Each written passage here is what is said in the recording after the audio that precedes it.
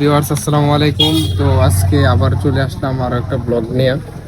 আজকে আমাদের আবার শনিবারের বউ মেলাটায় আমরা আবার একটু ঘুরে দেখাবো।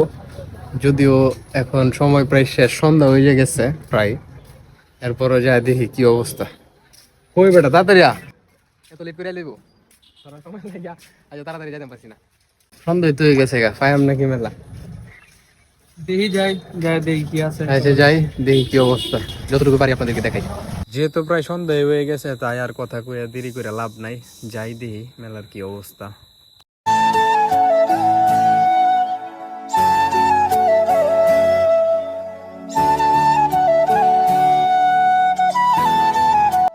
গত সপ্তাহে মেলাটা হয়েছিল আসলে এই জায়গায়, তো এই সপ্তাহে মেলার স্থানটা একটু পরিবর্তন হয়েছে। এই যে সামনে মেলা, মানুষ যাইতেছে, দেখতেছেন আপনারা, মানুষ বন বন করে যাইতেছে। ঘোরা কারা ফুল আমাদের অভাব নাই। আরে বাবা রে বাবা।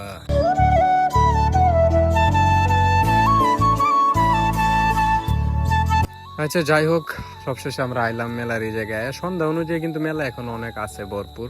আইতে যে তো পড়ছে এক চাষাতে সিগারেট টানতেছে, আস্তে টানুন চাষা আস্তে। তো গাড়ি টাড়ি একটু সাইড কইরা দেখি মেলার ভিতরে কি অবস্থা। তো আর দেরি না কইরা গাড়িটা একটু সাইড করে থুয়ে দিলাম।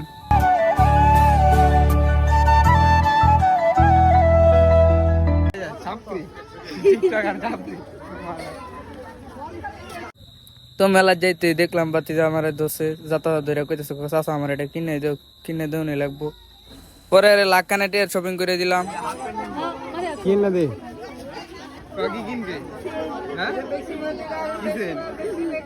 এই শালা মুডার ঘরের মুডার কামটা দেখছো নি, বলে স্বর্ণের চেন কিনবে, এটার দাম হইব 1.5 লাখ টাকা। আচ্ছা যাই হোক, ছোট মানুষ আবদার করছে, 1.5 লাখ টাকা তো কোনো বিষয় না। এর 1.5 লাখ টাকা দামের স্বর্ণের চেনটা কিনে আগে আপদ বিদায় করি।